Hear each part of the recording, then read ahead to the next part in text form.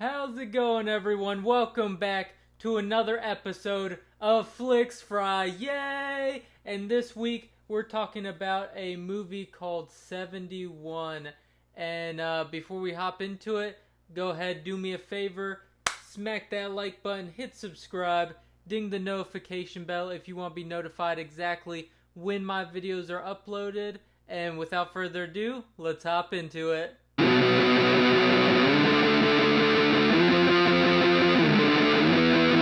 So kicking it off with the pros, we're going to go straight into the acting. How is it here? It's pretty good. It's nothing that's going to blow your socks off. It's not like a Joaquin Phoenix and the Joker sort of thing, but it is good. Jack O'Connell playing Gary Hook, the young soldier that is behind enemy lines. That's the character we spend the most time with, so you definitely get to see his acting a lot more than the other actors in this film, and so he is a standout for sure. Also, another standout is, and I couldn't find him online just from like a quick Google search, but whoever the actor is that plays the young kid that goes to the bar with Gary Hook, that kid did a really good job, honestly, and he was just really funny. He had, this comedic sort of presence with him. He brought along some like alleviation from all the tension that has been brewing up to this point. And speaking of the tension, there's a lot of it here. It has a lot of really good long shots of just no sound. There's like some ringing and from all the gunfire and from bombs and everything else. Really tense stuff, really dizzying, a lot of quick camera work, some shaky cam for sure that I know some people don't like. I don't mind it too much. Here I understand it because of the context. I don't want to spoil anything, but there is context to it in the scene where it's most prevalent. So I thought it worked. Another thing that this movie did well is show the depiction of the Catholics and the Protestants in Ireland around this time. Apparently, when I looked it up real quick, this is based pretty heavily on the Falls Curfew during, 1970s Ireland, and they depict it pretty strongly here, the divide between the Protestants and the Catholics, and I mean, I can definitely buy it. I went to Ireland last year and actually went to a place called Abbey Leaks, which some of my family members were from, and one of the bars in that town actually had a divide. Obviously not anymore, but back in the day it was divided where part of it was that's where the Catholics, went to the bar at, and the other part was that's the Protestant bar. And but it was the same building, it was just divided in half. And so they show that divide pretty well here. They show it numerous times. Obviously, this whole movie's pretty much about the tension between that and, these British soldiers that come in because of that tension, specifically in this area where it's like a dividing line between them. Also, and this might be a pro more for me than it is for some people, it feels like the Warriors movie. If you've ever seen that movie, it's like a cult hit. It's a cult classic. The Warriors is very similar to this.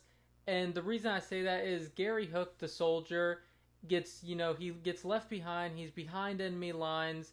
And he's just trying to survive and get back to the barracks.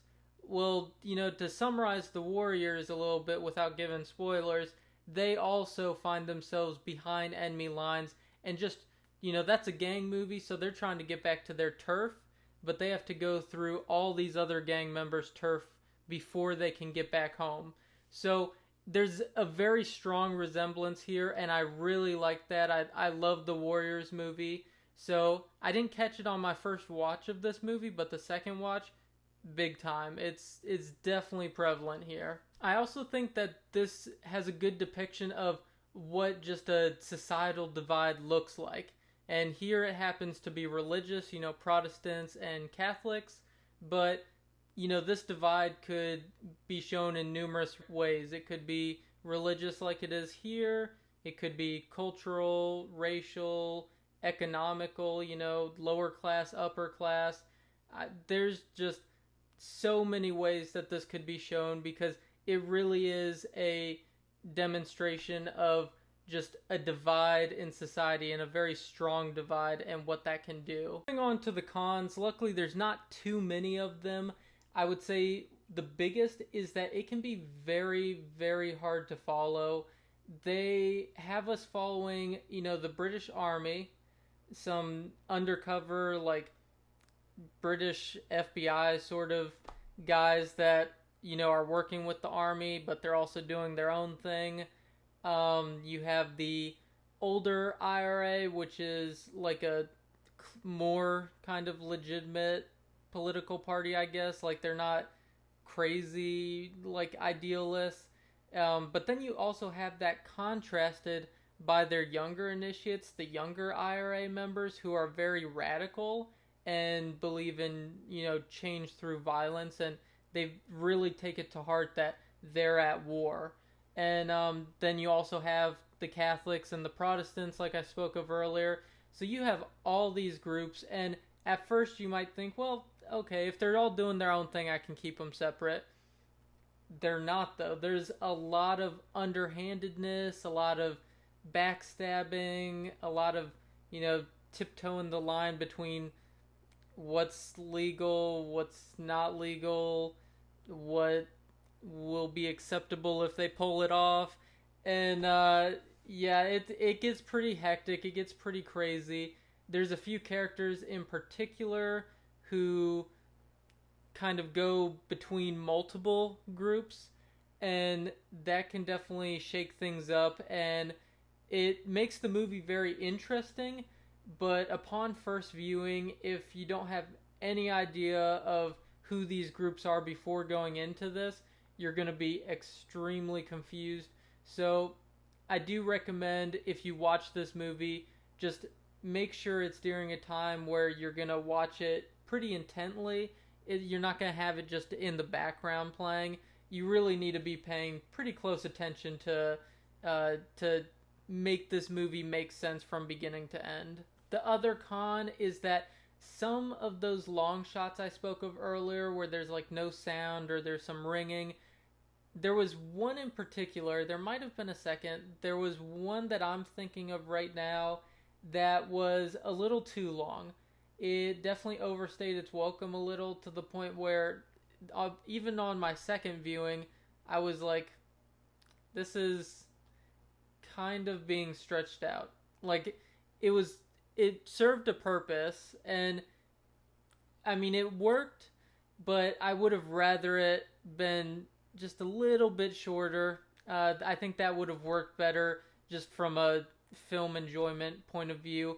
But the point they were trying to make with it, I think, was good. It's also the shot that implements some of that shaky cam, and so I think it's going to be a scene that divides some people. Some people aren't going to really like it at all. But as a whole, it doesn't really affect the movie too much. It's just that one scene that sort of overstayed its welcome. Now, all in all, I'm going to give this movie an 8 out of 10. That's a first edition Playboy magazine in my book. This movie is really, really great. It's on Hulu right now. If you haven't seen it, highly recommend you check it out. If you have any interest in history, if you like watching documentary stuff, I mean, because of the groups, it definitely caters to that as well. Also, action movies and thrillers, it has that in there. So I think a lot of people are going to find something to like about this movie, and it's just really interesting, a really unique setting that I haven't personally seen too much of. So I think it was a really good movie. Highly recommend it. If you have Hulu, go check it out when you get a chance. I don't think you'll be disappointed. With all that being said, though, go ahead, do me a huge favor, like, subscribe, comment down below what some of your movie recommendations are that you would like to see me review. I'll be happy to review any that you recommend.